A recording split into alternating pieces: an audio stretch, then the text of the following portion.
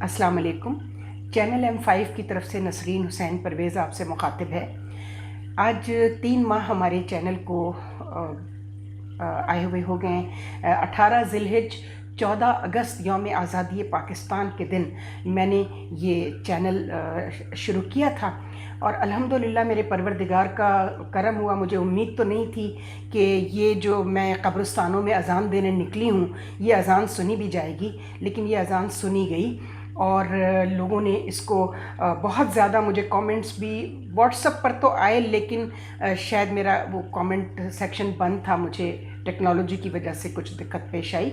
तो मैं आपसे एक गुजारिश करना चाहती हूँ, आप बेशक इसको सब्सक्राइब करें या ना करें, ये आपकी मर्ज़ी है।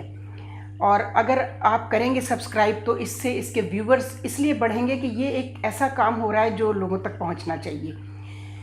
दूसरी बात, इस पर अपने कमेंट्स या अपने जो ख़यालात हैं वो ज़रूर भेजें, एक जुमले में भेजें या 2-3 जुमलों में, और मुझे बताएं मैं कहाँ गलत हूँ। आप मेरी इस्लाह की कोशिश करें, शायद मैं उसको कुछ बेहतर कर सकूँ अपने कंटेंट को।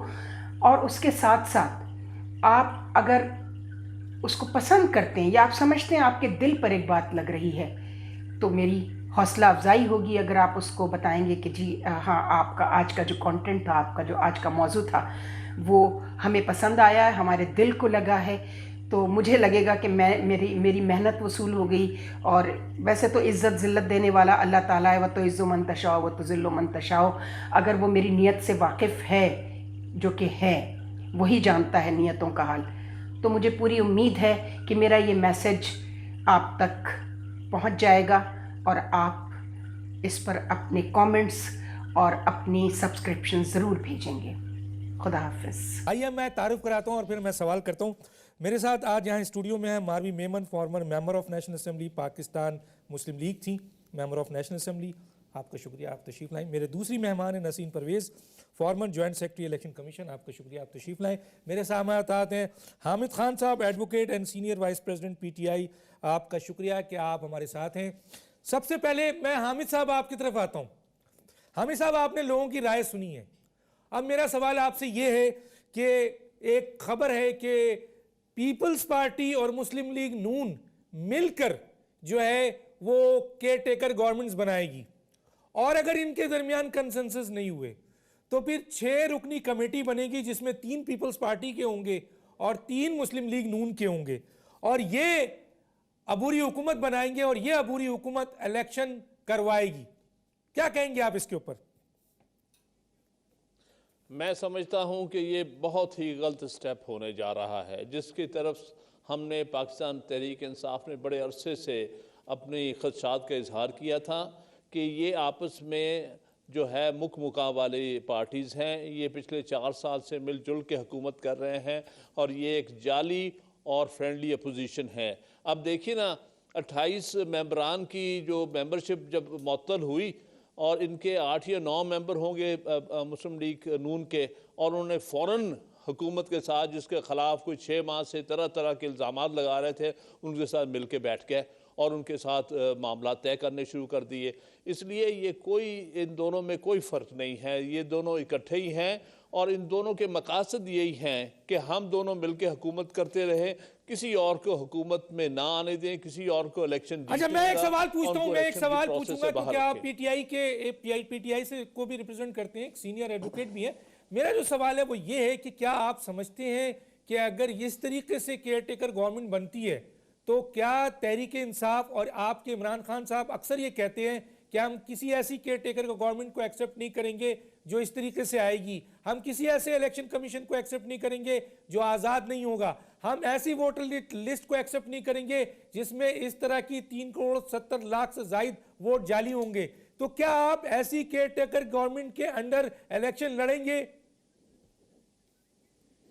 देखिए, ये हम फैसला करेंगे जब केयर टेकर गवर्नमेंट का अनाउंसमेंट होगी, तब हम देखेंगे कौन लोग हैं। लेकिन हमें बहुत से खदशात हैं क्योंकि इनको चाहिए कि हमें, जिन लोगों ने, जिन पार्टीज़ ने 2008 में इलेक्शन का बाइकआउट किया था, जिसमें पाकिस्तान तहरीक इंसाफ भी है और कुछ और जमातें हैं, जमात इस्लामी है, पख्तूनख्वा मिली पार्टी है, इन सब को कॉन्फिडेंस में लें, तब ही सही माने में कोई न्यूट्रल सेटअप बन सकेगा। और ठीक है उसके सर, ठीक है, बगैर मैं अगर बात करेंगे तो करूंगा ये आपसे, मैं ज्यादती बात करूंगा। करेंगे। मारवी, यही दूसरी सवाल बात- आपसे, क्या कहती हैं आप? मैं तो ये कहूंगी Constitution कि क्या पहले कहता तो है? कॉन्स्टिट्यूशन ये कहता है कि ना आपने डिसाइड करना है, ना मैंने, ना पीटीआई ने। Constitution क्या decide कॉन्स्टिट्यूशन कहता है प्रेसिडेंट ने डिसाइड तो करना है। फिर ये क्या हो रहा है? तो वही आपके सामने। अब मैं तो ये पूछना चाहती हूँ कि अगर आप लोगों को ये नहीं सही लग रहा कि नहीं, लीडर, बात सही नहीं लग रहा कि बात नहीं, नहीं है। मैं सिर्फ- ये आपका स्टेटमेंट गलत है। नहीं, आप मैं ये तो कह रही हूँ बताएं कि प्रेसिडेंट, मैं इलेक्शन क्या एक्सेप्टेबल होगा? देखें कॉन्स्टिट्यूशन के मुताबिक प्रेसिडेंट ने डिसाइड करना है। वो क्लॉज नंबर जो है 48(5) जो है इसका बी बनता है, ठीक है, ये उसके पावर्स हैं। अब हम बात कर रहे हैं कि जो मैंने अमेंडमेंट दी थी जब मैं मेंबर ऑफ नेशनल असेंबली थी, कि इसका वर्ड चेंज करना चाहिए, appoint a caretaker cabinet, इसको कहना चाहिए न्यूट्रल केयर टेकर। और न्यूट्रल की फिर कुछ वजाहतें होती हैं कि न्यूट्रल होती कैसे है। न्यूट्रल ये उन्होंने नहीं न्यूट्रल डाला। होगा। नहीं, ये- आपकी जो अमेंडमेंट थी उसमें ये न्यूट्रल बनता है। देखें, न्यूट्रल के साथ कुछ और भी चीज़ें थी। न्यूट्रल को आप कैसे डिफाइन करेंगे? न्यूट्रल को आप ऐसे डिफाइन करेंगे कि जब सारी जो पार्टीज़ हैं सब डिसाइड करेंगी तो फिर ठीक है। फिर उन पार्टीज़ में सिर्फ पीटीआई और जमात इस्लामी नहीं है, उसमें कोई 200-300 500 और भी और पार्टियां हैं। 1000 पार्टीज़ हैं। पूरे मुल्क में जितनी भी पार्टीज़ हैं उन सब की उतनी ही लीगल की बात हो रही है, लीगल वैल्यू है। क्योंकि इस वक्त जो भी पार्टीज पार्लियामेंट के बाहर हैं उनका कोई लीगल जो है वोट पार्लियामेंट के अंदर तो नहीं है ना, तो जो भी बाहर हैं उन सब की इक्वल स्टैंडिंग है। तो फिर तो बात ये होनी चाहिए कि 500 के 500 पार्टीज इक्वल फॉर्मेट पे लेके आए, और जो अंदर है उसको किस तरह से आप मैनेज लेकिन करेंगे? दूसरा जो इंपॉर्टेंट बात है वो कैसे ये है कि manage क्या ये करेंगे? कॉन्स्टिट्यूशन How is it आप इसे मानते technically नहीं। मेरा जो possible? सवाल है वो ये है कि जब कॉन्स्टिट्यूशन में 48(5) में ये कहा गया है कि ये डिस्क्रिशन प्रेसिडेंट का है, तो जो भी है उसके ऊपर आप बात कीजिए। लेकिन ये जो बात करना है कि मुस्लिम लीग नून और पीपल्स पार्टी मिलकर एक केयर टेकर गवर्नमेंट फॉर्म अगर करेंगे, ये और बात एक और हो बात रही है, भी, एक और अगर बात, ये बात एक और अगर- बात भी जी। है इसके साथ साथ जो मैं जी। चाहूंगा कि अगर इनके दरमियान कंसेंसस नहीं होता है तो एक 6 रुकनी कमेटी बनाई जाएगी जिसमें 3 पीपल्स पार्टी के और 3 मुस्लिम लीग नून के होंगे। बाकी कहाँ गए? जीवीआई कहाँ गई? और एमक्यूएम कहाँ गई? ये पॉइंट इंपॉर्टेंट आप कहाँ है कि गई? ये बात पीपल्स पार्टी और नून की नहीं होनी चाहिए। ये बात होनी चाहिए लीडर ऑफ द हाउस और लीडर ऑफ द ऑपोजिशन। दो ही चीजें होती हैं ना, या तो आप ऑपोजिशन में होते हैं या आप लेकिन ये गवर्नमेंट में होते हैं। कॉन्स्टिट्यूशन में तो नहीं है ना। नहीं, ये कॉन्स्टिट्यूशन में बिल्कुल नहीं है। तो ये फिर बात ये- बिल्कुल तो आपकी फिर- सही है। फिर- कॉन्स्टिट्यूशन में तो सिर्फ प्रेसिडेंट का तो नाम फिर- है, वेदर यू लाइक इट और नॉट। Not. प्रेसिडेंट तो आपको भी पता है कि मेरे तासरात इस मौजूदा But according to the आइन- बट अनफॉर्चुनेटली मुसीबत इसी प्रेसिडेंट ने करने, तो बात तो सारी सामने according to the आइन- अकॉर्डिंग टू द कॉन्स्टिट्यूशन। वो तो नहीं हुआ ना कॉन्स्टिट्यूशन के 6 रुकनी कमेटी बना दें और उसमें 3 पीपल्स पार्टी और 3 मुस्लिम लीग किसी नून, पार्टी के JUI कहाँ वो गई, कॉन्स्टिट्यूशन का ANP हिस्सा कहाँ नहीं गई, है। नहीं, वो और बहुत सारी कॉन्स्टिट्यूशन का जमातें हिस्सा तो नहीं है। लेकिन आप एक बात वापस मैं कह रही हूँ कि जो पार्लियामेंट्री सेटअप होता है उसमें 2 लोग होते हैं, एक हाउस को लीड करता है, मतलब एक गवर्नमेंट ये को लीड तो- करता ये है। हम अब नहीं बात कह रहे खत्म हैं। करने देना। मैं तो आइन की नहीं बात कर आप बात तो खत्म करने दें। और एक होता है ऑपोजिशन। वो ऑपोजिशन को 2 होती है ना, दो डिफरेंट साइड्स होती हैं। तो उसमें या कोई पार्टी अगर JUI गवर्नमेंट में बैठी है तो उसका लीडर कौन है? आप नहीं है, उसका लीडर प्राइम मिनिस्टर है। आपकी इतनी जो कमेटी बनती है पार्लियामानी कमेटी, नहीं मैं आपसे बात, पहले मैं बात तो खत्म आपने कर कंप्लीट कर दिया। मैंने नहीं की। मैं ये कह रही हूँ कि जो आपने बात की ना JUI लीडर या ऑफ ऑपोजिशन MQM को या फलां- रिप्रेजेंट करेंगे तमाम वो लोग जो बाहर हैं। लीडर ऑफ का जो नहीं, उसको आप represent- कंफ्यूज ना करें। लीडर ऑफ द हाउस जो प्राइम मिनिस्टर जो गवर्नमेंट चला रहे हैं, जो गवर्नमेंट में पार्टियां हैं, वो सबको गवर्नमेंट represent पार्टीज हैं करेंगे। वो सारों को represent represent करेंगे। और जो ऑपोजिशन है वो सारी जो ऑपोजिशन तो फिर पार्टीज तो हैं। जितनी भी मतलब पार्लियामानी इस वक्त- कमेटी बनती इस है- वक्त अगर खुदा ना खास्ता मौजूदा पार्लियामेंट में एक ही ऑपोजिशन पार्टी है तो लीडर ऑफ द ऑपोजिशन को रिप्रेजेंट कर रहे फिर- हैं। और अगर सारी दूसरी पार्टीज हुकूमत में तो लीडर एक सवाल करते हुए आगे जाऊंगा। बहुत तो ये मुख्तसर 2 था। टेक्निकलिटीज मुख्तसर सा हैं, एक कोई सवाल इसमें करूंगा मुश्किल बात कि नहीं जितनी भी समझने की। पार्लियामानी कमेटी है, फिर तो यह है कि पार्लियामानी कमेटी में एक आदमी लीडर ऑफ अपोजिशन यानी अपोजिशन की साइड से आ जाए और एक जो है वो हुकूमत की तरफ से आ जाए। 2 आदमी की पार्टी होनी चाहिए। इतनी पार्टियों देखिए, ये को बर्बाद है। कहीं ये 2 पार्टी सिस्टम नहीं है, तो फिर- राइट? तभी मैं फिर आपसे यहाँ- कह रही हूँ ये कि गलत जो उसमें ये नहीं लिखा है ये गलत है। नून का लीडर अकॉर्डिंग टू कॉन्स्टिट्यूशन गलत है। अकॉर्डिंग टू कॉन्स्टिट्यूशन मुसीबत प्राइम मिनिस्टर प्रेसिडेंट ने करना है, वेदर गलत यू है। लाइक इट और नॉट। गलत है। प्रोबेबली प्रोबेबली क्या है? कॉन्स्टिट्यूशन में लिखा हुआ है। हाँ, मैं तो कॉन्स्टिट्यूशन के मुताबिक पढ़े कह रही ना हूँ। उसको। बिल्कुल, वो अनफॉर्चुनेटली प्रेसिडेंट प्रोबेबली ये सही है। प्रेसिडेंट ने करना गलत है। गलत है। गलत है। मैं आता हूं आपकी तरफ। अब मुझे जरा ये बताइए कि इलेक्शन कमीशन आज़ाद है, जिसके बारे में कहा यह जाता है कि खुद मौजूदा जो लीडर ऑफ अपोजिशन है वो इलेक्शन कमीशन को नहीं मानते। क्योंकि कमीशन में इसलिए कह रहा हूं कि अब तो कमीशन है ना, पहले कमिश्नर और दूसरे लोग थे। तो आप समझती हैं कि वाकई, और पीटीआई या दूसरे लोग कहते हैं कि ये आज़ाद इलेक्शन कमीशन ही है, जबकि पार्लिमानी कमेटी में बैठकर इसको कॉन्स्टिट्यूट किया गया है, तो फिर ये आज़ाद क्यों नहीं है? क्या कहती हैं? थैंक यू डॉक्टर साहब। देखिए बात सारी के, एक तो आज आपने मुझे F-16 की स्पीड से चलने और बहुत घन गरज से टाइम बात नहीं है, करने के लिए जल्दी कहा। बोलिए सही है। देखिए आज़ादी जो है वो तो बजाते खुद एक पाबंदी है, एक जिम्मेदारी है। अगर किसी इदारे का सरबराह या वो इदारा उस जिम्मेदारी को एक्सरसाइज नहीं करता तो फिर वो इस बात का अहल नहीं है कि उसको उस आज़ाद इदारे का सरबराह बनाया जाए, पहली बात। दूसरी बात, हम सबसे ज़्यादा जो इग्नोर करते हैं कि इलेक्शन कमीशन के आज़ाद होने, क्रेडिबल होने का फैसला जो सबसे बड़ा स्टेक होल्डर है उसको तो एक तरफ फेंका हुआ है, और वो स्टेक होल्डर्स आपने अच्छा किया आज ले लिया, वो है अवाम, वोटर सबसे बड़ा स्टेक होल्डर है। ये सियासी पार्टियां स्टेक होल्डर्स नहीं है। अगर ये इलेक्शन कंटेस्टेंट्स हैं ये, लेकिन अगर इनको कोई वोट डालने ना जाए तो क्या हैसियत रह जाती है इनकी? कोई हैसियत नहीं है। ठीक है जी। वोटर से कभी किसी ने पूछा कि तुम्हें इलेक्शन कमीशन पे एतबार है या नहीं है? यकीनन उसको एतबार नहीं है, इसीलिए आपका टर्नआउट इतना पैथेटिक है कि 9.25 करोड़ वोटर रजिस्टर्ड हैं आपके पास 2008 में, और उसमें से आपका जो कास्ट होता है वोट वो 3.5 करोड़ होता है, और उस 3.5 करोड़ में से 1 करोड़ 70 लाख जाली हैं। नहीं, अभी इसको मैं इस पे नहीं आ रहा, मैं आ रहा हूँ, मुझे आप नॉन वेरीफाई करेंगे ना, नहीं, वो आप बात की बात अगर खुदा करेंगे। मैं उस पे सॉरी, मुझे पूरी लेट मी फिनिश जी। उसमें से मैंने आपको पूरी मैं स्टेटस ये इशू नहीं है इस वक्त। मेरा इशू ये है कि मौजूदा इलेक्शन कमीशन आजाद है या नहीं है? कैसे नहीं है, बताए ना। देखिए पार्टी का अपॉइंट किया हुआ चीफ, अब वो एक तो बड़ी मुसीबत ये है कि सारे लोग उसको अभी तक चीफ इलेक्शन कमिश्नर कह रहे हैं। He is a chairman of the commission now, his designation, ठीक है। चेयरमैन उस पार्टी का अपॉइंट किया हुआ है who is the ruling party, ठीक है जी। आप कह रही हैं कि 18 प्रेसिडेंट ने किया है। प्लीज सुन लीजिए, मैं तो पार्लियामेंटेरियन नहीं हूं ना, मैं तो सियासत पे बात नहीं करूंगी, लेकिन अनफॉर्चुनेटली सियासत तो आ जाती है जब आप इलेक्शन कमीशन। बात यह कि आइन में अगर ये लिखा हुआ था कि प्रेसिडेंट ने उबूरी सेटअप लाना है और उसने इलेक्शन अपॉइंट करना है चीफ इलेक्शन कमिश्नर को, तो 18वीं तरमीम पर इसीलिए बिठाए गए थे लोग कि इसमें कहां लिखोना है उसको दूर करें। क्यों नहीं उस वक्त आपने कहा कि जी इस पार्टी का प्रेसिडेंट जो है जब ये अपॉइंट करेगा तो पहले ये वाला मसला हल कर लिया जाए? उसको किसी ने नहीं छोड़ा। आई एम सॉरी टू से, सॉरी, उस 18वीं तरमीम में मैंने एक ही मर्द देखा जिसने उसमें वोट नहीं दिया पूरी असेंबली में, and that was Kashmala Tariq, ठीक है। जो लोग उस 18वीं तरमीम में बैठे हुए थे वो सारे उनके अपने इंटरेस्ट हैं, उनके अपने इंटरेस्ट हैं, जो कुछ आज आप देख रहे हैं। अच्छा थोड़ी नहीं, मैं आपसे पूछूंगा जब आपका टाइम आएगा, उनको बोले। मुझे 4 और भी तो मेंबर है ना, उनको भी तो पार्लियामेंट्री कमेटी ने, क्या वो आजाद नहीं है? देखिए मैं 1.5 साल से आउट हूं, लेकिन खबरें मुझे आ रही हैं कि वो आज़ाद, एक तो पहले दिन से उनको ये नहीं मालूम कि उनकी अथॉरिटी जो है वो क्या है। वो ये समझ रहे हैं कि वो हामिद मिर्जा साहब के सबऑर्डिनेट्स हैं। ऐसा नहीं है। पहले इलेक्शन कमीशन का एक वोट होता था, यानी कि चीफ इलेक्शन क्या है उस पे बात करें ना। सुनिए, अब इलेक्शन कमीशन के 5 वोट हैं, पांचों इक्वल स्टेटस, इक्वल वेट रखते हैं, ठीक है, रखते हैं ना जी। अब सुना जो जा रहा है, मैं इस पे कोई बात नहीं करूंगी कि जो गलत है सही है। ये सुना जा रहा है कि 2 मेंबर्स जो हैं वो एक पार्टी के हैं, 2 दूसरी पार्टी के हैं। झगड़ा ये हो रहा है कि तीसरा किसके साथ जाए ताकि वेट इधर ज्यादा हो। झगड़ा इस बात का है, झगड़ा इस बात 2 एक पार्टी के हैं, 2 दूसरी पार्टी के हैं। तो तीसरा ऐसा होना चाहिए जो इन दोनों पार्टियों के साथ एडजस्ट कर ले, तो उधर 3 का वोट हो जाएगा।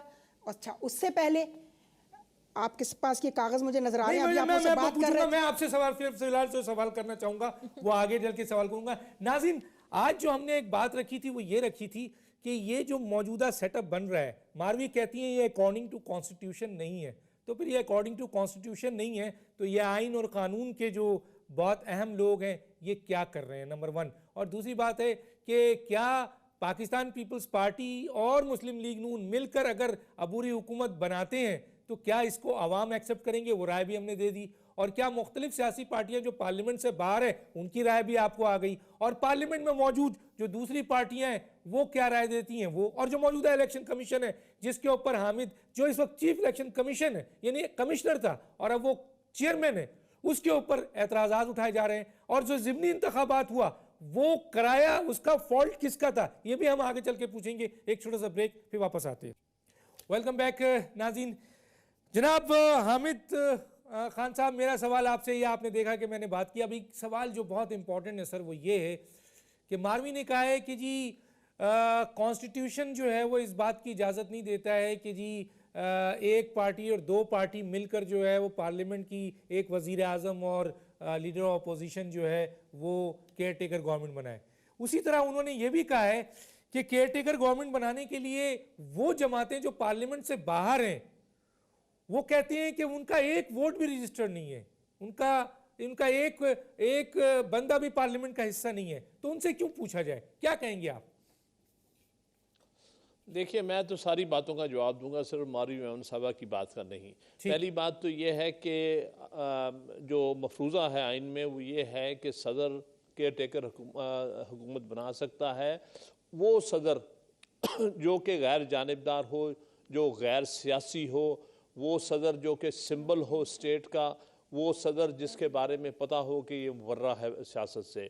इन चारों में से कोई खसलत सदर ज़रदारी साहब में नहीं है। वो पार्टीजन हैं, वो अपनी पार्टी के चेयरमैन हैं, वो पॉलिटिकल हैं, वो पार्टीजन हैं, वो स्टेट के सिंबल वाले पहले दिन से पिछले 3 साल से बिल्कुल कोई उनकी हैसियत वो नहीं रही। इसलिए केयर टेकर सेटअप अगर एक पार्टीजन सदर बनाएगा, एक सियासी सदर बनाएगा, तो वो गैर आइनी होगा।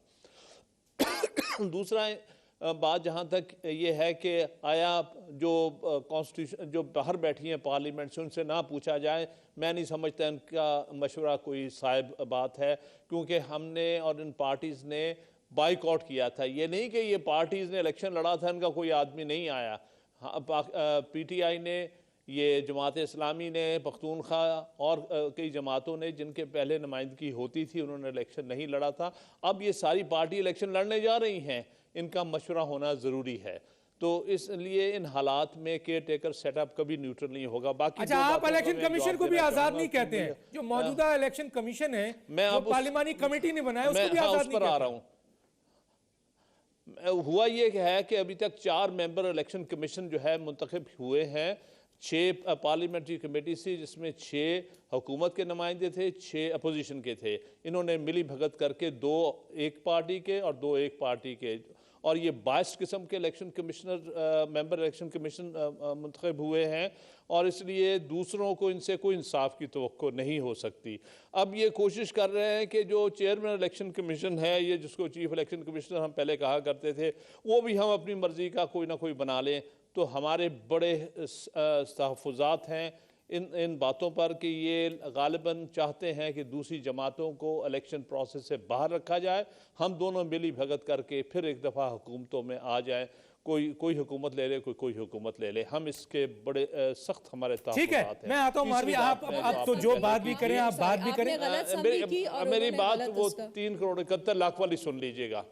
मैं ये गुजारिश करना चाहता हूँ कि आपने पूछा था कि 3 करोड़ 71 लाख अगर वोट होंगे, अगर उसमें जाली वोटों के साथ इलेक्शन कराने की कोशिश की, जो कि इन पार्टीज़ की कोशिश है, जो कि एक चीज़ साबित हो चुकी है कि 3 करोड़ 71 लाख बोगस वोट है जो 2008 वाली लिस्ट में, अगर इन्होंने इलेक्शन कराने की उस पर कोशिश की, तो हम इसकी सख्त रेजिस्टेंस करेंगे, ना कबूल करेंगे, ना हम इलेक्शन होने देंगे इस किस्म की लिस्ट के साथ। हम लोगों को बाहर सड़कों पे ले आएंगे। सबसे पहले लिस्ट दुरुस्त की जाए। 3 करोड़ 60 लाख वो वोट हैं जो नौजवानों का वोट है, जिसको अभी तक इंदराज नहीं किया, उसका इंदराज किया जाए। 3 करोड़ 71 लाख वो वोट है जो बोगस है, डबल है, CNIC के बगैर है, उन सबको इससे बाहर किया जाए। ठीक है, मारवी आप कुछ कहना चाहती हैं कि आपने मेरी गलत समरी की, आप सही कर मेरी दें। बात की, मैं सही करती हूँ। मैं तो ये कह रही हूँ, अगर PTI, जमात इस्लामी और जिन लोगों ने बॉयकॉट किया, उन सबका हक है इस केयर टेकर हुकूमत को बनाने के लिए। फिर उन 500 और पार्टीज का भी उतना ही हक है जो इस वक्त पार्टीज डिक्लेयर्ड हैं पाकिस्तान। आपने ये भी तो कहा था कि कानूनी तौर पर जबकि ये कानूनी पार्लियामेंट का हिस्सा तौर नहीं है। नहीं, कानूनी तौर पे वो सारी पार्टीज को ले आए ना जो पार्लियामेंट के बाहर बैठी हैं। सिर्फ ये कैसे इलेक्शन को कैसे कराया सिर्फ इन 2 पार्टीज कैसे कराया जाए? सारी पार्टीज, उसमें 1000 आपने इलेक्शन रिफॉर्म की है, आप इलेक्शन कैसे मैंने इलेक्शन रिफॉर्म से इसीलिए मैंने बिल दिया है, और मैंने जब बिल दिया था तो care taker, neutral care taker पर लास्ट महीने तक मैं लड़ती रही, लेकिन लॉ कमेटी में उसमें इजाजत हमें नहीं मिली कि इसका वर्ड न्यूट्रल की डेफिनेशन डाल के और उसके साथ उसका दिया जाए। कुछ पॉइंट्स हैं मैं आपके सामने रखना चाहूँगी। पहली बात तो ये कि मेंबर जो है इलेक्शन कमीशन के, उसका टेन्योर डिफाइन नहीं हुआ है कॉन्स्टिट्यूशन में, वो होना चाहिए और शायद 5 साल हो तो वो सही रहेगा। डीलिमिटेशन जो है एक 5 साल प्रेरोगेटिव है, होता था जो नहीं, क्योंकि वो अभी हो रहा है कि ये वो 2 है या 5 है, अभी हुआ नहीं है। डीलिमिटेशन पे प्रेरोगेटिव था इलेक्शन कमीशन का कि वो डीलिमिट करेगा, और ये एक कॉन्स्टिट्यूंसी के अकॉर्डिंग जो है क्राइटेरिया, मतलब वो कौन सा क्राइटेरिया को वो प्रेरोगेटिव उसको एक्स्ट्रा कोई प्रेरोगेटिव दे दिया गया है इलेक्शन कमीशन को, उसको एक्स्ट्रा प्रेरोगेटिव क्यों दिया है इलेक्शन कमीशन को। दूसरा ये कि जो सारा जो क्वेश्चन है फीमेल वोटिंग का, जो औरतें हैं जिनको नहीं वोट देने की इजाज़त दी जाती है, शांगला में आपने देखा, कोहिस्तान में देखा, लकी मरवत, ये जो 10% का जो क्राइटेरिया है उससे ये होता है कि ये बोगस 10% डालते हैं और बाकी सारे रह जाते हैं, तो ये भी कोई सही नहीं। इलेक्ट्रल ट्रांसपेरेंसी के लिए स्टेटमेंट्स ऑफ अकाउंट जो डिस्प्ले नहीं होती हैं उनको होना चाहिए। रिटर्निंग ऑफिसर्स जो आउट ऑफ बाउंड्स होते हैं आप जैसे सारे ऑब्जर्वर्स के लिए, उनको आउट ऑफ बाउंड्स नहीं होना चाहिए। पॉलिटिकल फाइनेंस में काफ़ी चीज़ें हैं कि किस तरह की जो डिक्लेरेशंस इस वक्त सिर्फ पोस्ट ऑफिस बनाया हुआ है इनका जो इलेक्शन कमीशन है, उसमें कोई ऑडिट फैसिलिटी नहीं है कि कितना खर्चा किया किसी एक कैंडिडेट में। और गवर्नमेंट ऑफिशियल्स जब इंटरफेयर करते हैं तो इलेक्शन कमीशन के पास कोई इख्तियार नहीं है कि उन गवर्नमेंट ऑफिशियल्स की इंटरफेरेंस को बंद करें। वो सिर्फ एक जो है दे सकते हैं, एक एडवाइस दे सकते हैं प्रोविंशियल गवर्नमेंट को। वो प्रोविंशियल गवर्नमेंट उससे एडवाइस पे कोई एडवाइस नहीं लेती है, उनके पास डायरेक्टिव फैसिलिटीज़ होनी चाहिए। और वोटिंग जो डिस्प्लेज हैं, मतलब जो लिस्ट्स हैं, उनको डिस्प्ले होना चाहिए। कोड ऑफ कंडक्ट जो है इस्टेब्लिश होना चाहिए by law. Peoples of representative ये रिप्रेजेंटेटिव ऑफ पीपल्स एक्ट में वो नहीं है, काफ़ी चीज़ें हैं। और वो पूरा का पूरा एक बहुत लंबा चौड़ा प्रोसेस हमने पूरा शुरू किया था, लेकिन वो अपने अख्तिताम तक अभी तक नहीं पहुंचा। कोई इंटरेस्टेड नहीं है इलेक्ट्रल रिफॉर्म में, क्योंकि जब इलेक्ट्रल रिफॉर्म की बात आती है तो जो मैंने देखा जब मैं पार्लियामेंट में बैठी थी, तो मोस्ट पार्टीज ट्रूली इतनी नहीं उसमें बढ़ के उन्होंने हिस्सा लिया, और वो सारी चीज़ें रह गई हैं, काफ़ी चीज़ें रह गई हैं। क्यों नहीं लेती हैं? वो आपके सामने, वो क्यों नहीं? वजह बताए ना, पार्लियामेंटियन रही हैं यार, आप बताइए। आई थिंक एक पुरानी एक तरीका है सियासत करने का, वो सब उस पे आदी हो गए हैं। अपने मतलब के नताइज नहीं मिल सकेंगे अगर जब ये वो रिफॉर्म। कोई फ्री एंड फेयर की बात आती है तो वो से हट जाते हैं। मैं बोगस की डेफिनेशन, मैं बहुत टाइम से हम ये वर्ड बोगस जो है इसकी बात कर रहे हैं। जब आज मैंने थोड़ी इस पर रिसर्च की कुछ इलेक्ट्रल एक्सपर्ट्स के साथ, तो मैंने उनसे पूछा कि ये बोगस का क्या मतलब है। उन्होंने ये मैं पूछना चाहूँगी कि वो लॉयर साहब वहाँ बैठे हैं, उस वक्त जब ये वोट्स थे 37 मिलियन, उस वक्त कोई लॉ नहीं था 2008 में जिसके तहत CNIC की ज़रूरी होना उसका हिस्सा था कि भाई CNIC इज़ अ मस्ट। अब वो लॉ बना है जिसमें CNIC मस्ट है, उस वक्त वो लॉ नहीं था। तो ये बोगस नहीं है? नहीं, ये अनवेरिफाइड है। चले, ये अनवेरिफाइड है। इतना है, मैं पूछ लेता हूं। करते हैं लोग। सुन ले एक सेकंड, सुन ले, ये लोग एग्जिस्ट करते हैं, लेकिन ये लोग CNIC के बगैर एग्जिस्ट करते हैं। कौन कहता है? क्यों? क्योंकि उस वक्त लॉ नहीं था कि CNIC का मस्ट। ये वाला नहीं है मैडम, आप जो कह रही हैं ना ये लोग एग्जिस्ट करते हैं, you are the only one. मैं बता रहा हूँ, मैं आपसे कुछ इलेक्शन कमीशन ने बोगस लिखा है। मैं हामिद साहब से पूछ लेता हूँ, लेकिन आप क्या ये आपने सर्टिफाई, आज एक चीज की सर्टिफाई सर्टिफिकेशन दे रही, मैं तो सिर्फ कह रही हूँ उस वक्त कैसे कह सकती हैं? क्योंकि उस वक्त एक ये लॉ बात सही कही, उस वक्त एक लॉ था 2008 में कि CNIC की जरूरत नहीं थी। लेकिन ये तो नहीं कह सकती कि ये वोट एग्जिस्ट करते हैं। ये वोट कोई ये लोग जो हैं, अब इसकी वेरिफिकेशन अब हुई है, ये अनवेरिफाइड है, अब वेरीफाई हो गया। तो ये वर्ड सही कीजिए ना, वेरीफाइड एंड अनवेरीफाइड हो गया, अब वेरीफाई हो, ये वोटर नहीं है, अब वेरिफिकेशन। मैं बताता हूं जी, बात सुन लीजिएगा। ये वेरीफाइड सिर्फ 81 मिलियन 82 मिलियन में से सिर्फ 45 मिलियन वेरीफाई हुए हैं, 37 मिलियन वेरीफाई नहीं हो सके। उनकी मुख्तलिफ डिस्क्रिप्शंस हैं, ये सुप्रीम कोर्ट के ऑर्डर में मौजूद हैं। उसमें से कोई 10-11 मिलियन ऐसे हैं जो डुप्लीकेट वोटर्स हैं, उनमें 6-7 ऐसे हैं जिनके पास किसी किस्म का कोई आइडेंटिटी कार्ड नहीं है, कुछ ऐसे हैं जिनके पास मैनुअल आइडेंटिटी कार्ड है लेकिन उनकी सेहत पर आप नहीं यकीन कर सकते। लिहाजा 37 मिलियन मुख्तलिफ कैटेगरीज में डाल के इन्होंने कहा है ये अनवेरीफाइड है।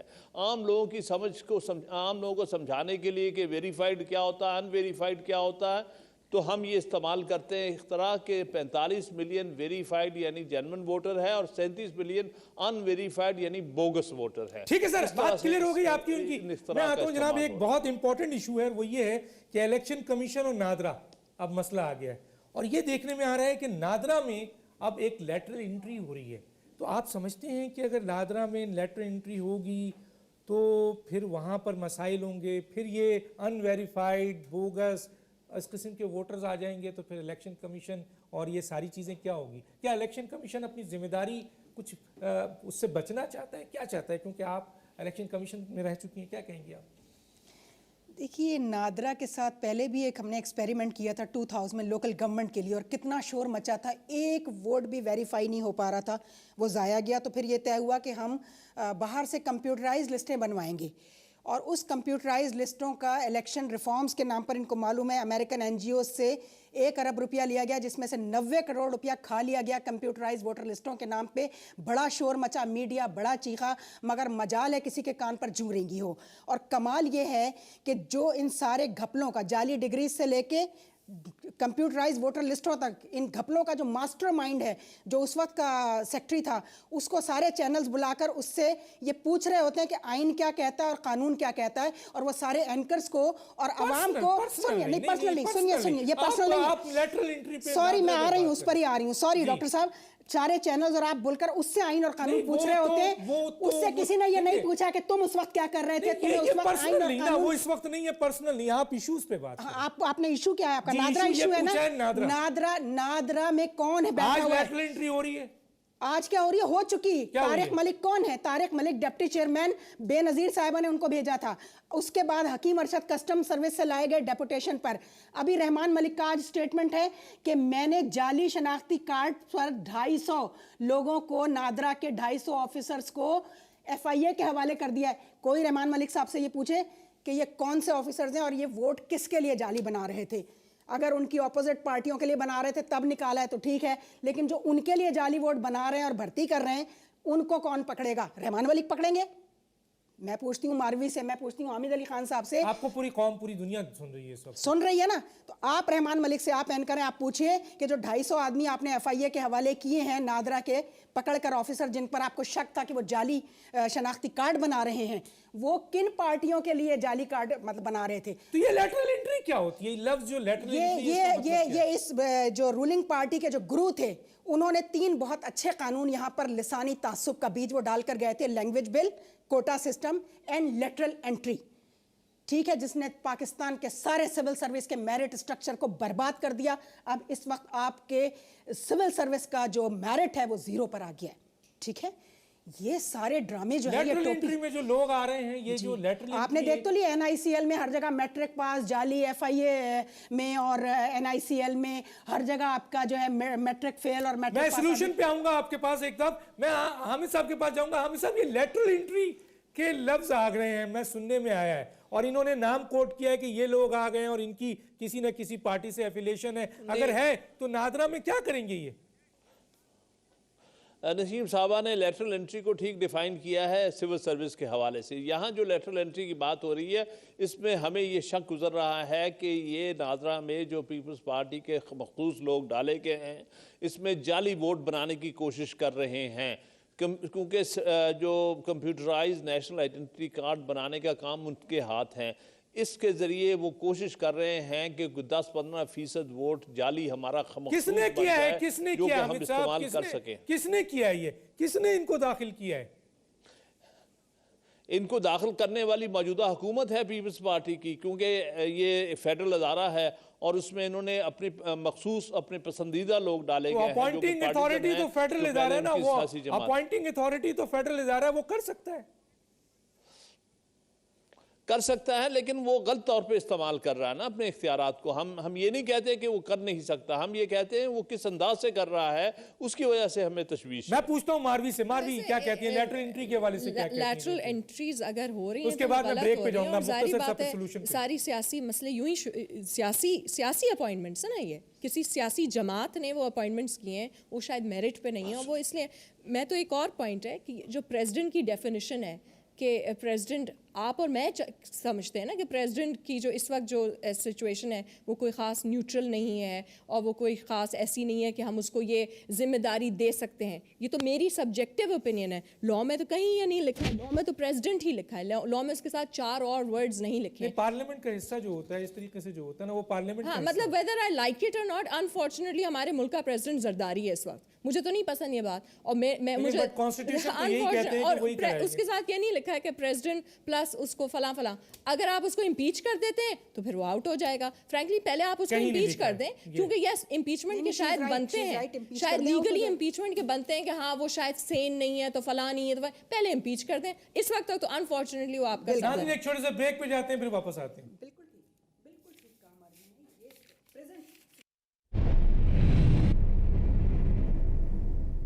वेलकम बैक नाज़रीन।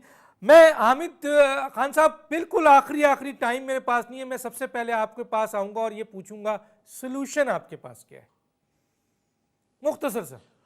जी, मैं ये समझता हूँ कि इस हुकूमत को जो है ये रिज़ाइन कर देना चाहिए और न्यूट्रल सेटअप बना दें सबके मर्ज़ी के साथ, ताकि जब इलेक्शन हो उसमें किसी किस्म की इंटरफेरेंस नहीं होनी चाहिए। ठीक है जी। मावी, आप क्या कहेंगी सोल्यूशन? ये एक अच्छा सोल्यूशन है, लेकिन इसको थोड़ा डिफाइन करने की ज़रूरत है कि सब का क्या मतलब है, क्योंकि सब 3 पार्टियां जो बाहर बैठी हैं इज़ नॉट सब, उसमें बहुत सारी और भी पार्टीज हैं। फिर सारी पार्टीज को उसमें कर लें। 500 जितनी भी पाकिस्तान में रजिस्टर्ड पार्टीज हैं उनका उतना ही हक बनता है। फिर सबसे आप पूछ लें, लेकिन अनफॉर्चुनेटली वो आइन में नहीं लिखा, तो मैं वो नहीं कह सकती, क्योंकि हमने तो आइन के मुताबिक जाना है। अनफॉर्चुनेटली जब तक ये आइन चेंज नहीं होता तब तक वो प्रेसिडेंट है, और जब तक वो प्रेसिडेंट जो आपको मुझे नहीं पसंद, खैर आपको शायद पसंद हो, हामिद साहब has reservations, I certainly have reservations, तो आपने जब तक उसको इम्पीच नहीं किया, वो मसला ये है कि वो सोल्यूशन ये है कि पहली बात तो आप सेंसस तो करा दें।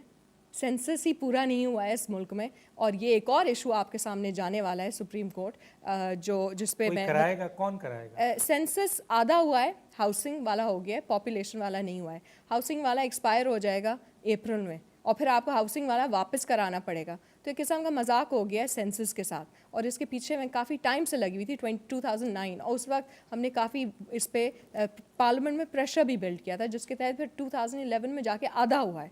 तो इस वक्त जब आपका सेंसस नहीं होता तो फेडरल जॉब जो कोटा है वो सारा उल्टा, NFC अवार्ड सारा उल्टा, क्योंकि पॉपुलेशन की बुनियाद पे अगर किसी सूबे में पॉपुलेशन बढ़ गई है तो उसको ज़्यादा मिलना चाहिए। और उसके साथ साथ जो सीट एलोकेशंस, और ये इलेक्ट्रल का मसला है, ये सीट एलोकेशंस भी चेंज होंगी पॉपुलेशन। तो political parties need to be, वो उनको कराना पड़ेगा, उनको सही तरह से, वो शायद नहीं चाहते। सेंसस अगर करा लेंगे तो उनकी एलोकेशन सीट का क्या होगा, और डीलिमिटेशन सारी चेंज होगी जो उनको नहीं अच्छी लगेगी। ये होना चाहिए, और ये मैं लेके जा रही हूँ सुप्रीम कोर्ट इंशाल्लाह नेक्स्ट वीक जा रही है। सोल्यूशन तो 2 ही हैं। एक तो जाहिर है आमिर भाई, वही ठीक कर सकते हैं। अच्छा, आमिर भाई कौन? ये फौजी अलिफ वाले आमिर भाई? नहीं, मैं नहीं समझा, बताएं। आमिर भाई, दैट्स ऑल। अभी हामिद अली खान साहब ने भी वही कहा कि एक न्यूट्रल सेटअप बनाने के लिए आप उनको, मगर it should be a martial law for 11 days only, और नंगे पैर नहीं, जूते पहन कर आए। वो जो इनका डिजाइनर शू है 13 किलो वाला, 1964 वाला, जिसमें बड़े-बड़े कील निकले, जी, वो वाला मार्शल लॉ हरगिज नहीं कहा, फौज का मैंने हरगिज नहीं कहा। आपने फौज का नहीं कहा, लेकिन हामिद साहब मैं एक दूसरी बात कह रही हूँ कि ये हम जिस पॉइंट ऑफ नो रिटर्न पे पहुंच चुके हैं, अगर ये नहीं होता तो आप यकीन कीजिए कि लोग इस हद तक तंग आ चुके हैं कि उनकी आह और बद्दुआ लगेगी, और ये वो जो हैं जूते वाले, उन समेत ये सब कुछ बह जाएगा इसमें। ठीक है, वो आए 11 दिन में, जब इमरान खान साहब ये कहते हैं कि वो 90 दिन में करप्शन दूर कर देंगे, और हसन निसार साहब ने उसको सेकंड किया, कहा 90 दिन क्या 90 मिनट में हो सकता है, when there is a will there is a way. तो 11 दिन में आए, 9 दिन तक इनकी धुलाई करें, 2 दिन दें, सारे लोगों को बुलाएं, इंटेलिजेंशिया को, एकेडेमिया को, प्रोफेसर्स को, सीनियर सिटीजन्स को, उनकी केयरटेकर गवर्नमेंट बनाएं। वो न्यूट्रल होगी, सब पार्टीज का कंसेंसस होगा, और वो न्यूट्रल गवर्नमेंट जो है वो पहले तो आपका इलेक्शन का जो इलेक्टोरल रोल सिस्टम है उसको ठीक करे, और उसके बाद ये लोग जब देखें, इत्मीनान हो जाए फौज को कि अब ठीक हो गया है, वापस चले जाएं, मार मार के इनकी धुलाई करके इनसे पैसा वापस मंगवाएं। इस वक्त तो आपकी इकोनॉमी इस लायक नहीं है कि आप कुछ कर सकें। यही सोल्यूशन है। और दूसरा वो बद्दुआ वाला है, वो बहुत ज्यादा इंपॉर्टेंट है। अगर ये नहीं हुआ, अगर ये नहीं हुआ तो फिर वो होगा। क्या होगा?